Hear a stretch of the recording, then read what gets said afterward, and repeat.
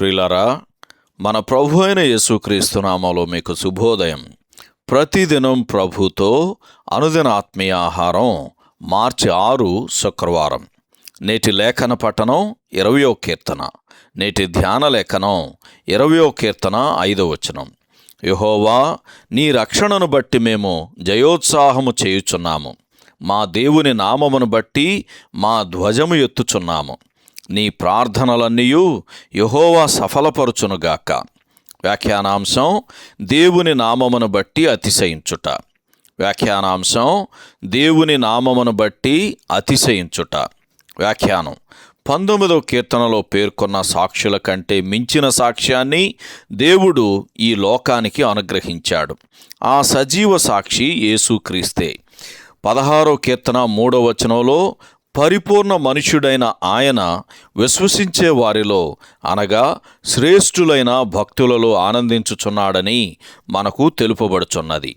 దీనికి భిన్నంగా 20వ కీర్తనలో క్రీస్తే తన వారి ఆసక్తికి, ప్రేమకు కేంద్రంగా ఉన్నట్లు మనం చూస్తాం.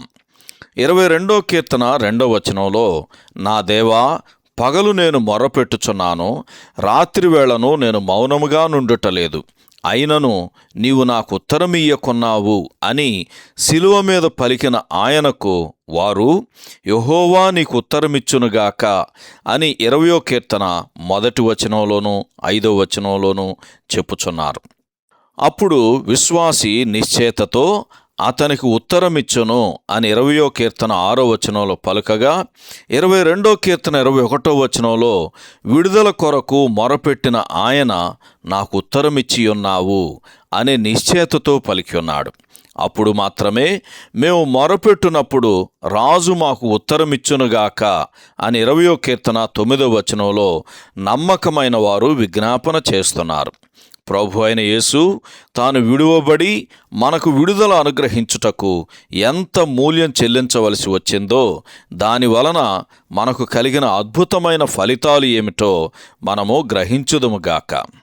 20వ కీర్తన 7వ వచనంలో రాయబడినట్లు, కొందరు రథములను బట్టియు కొందరు గుర్రములను బట్టియు అతిశయపడుదురు.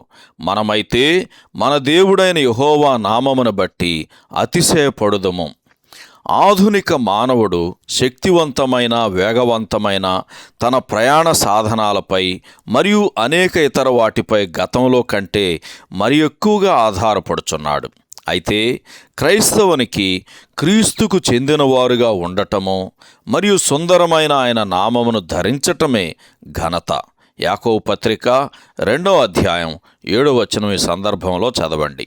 సహోదరుడు జాన్ కోక్లన్ శుభములతో వందనాలు.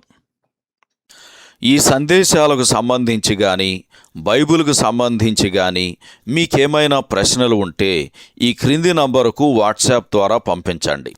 మీ ఆత్మీయ క్షేమాభివృద్ధి కోసం అనుభవజ్ఞుల ద్వారా జవాబులు అందించబడతాయి.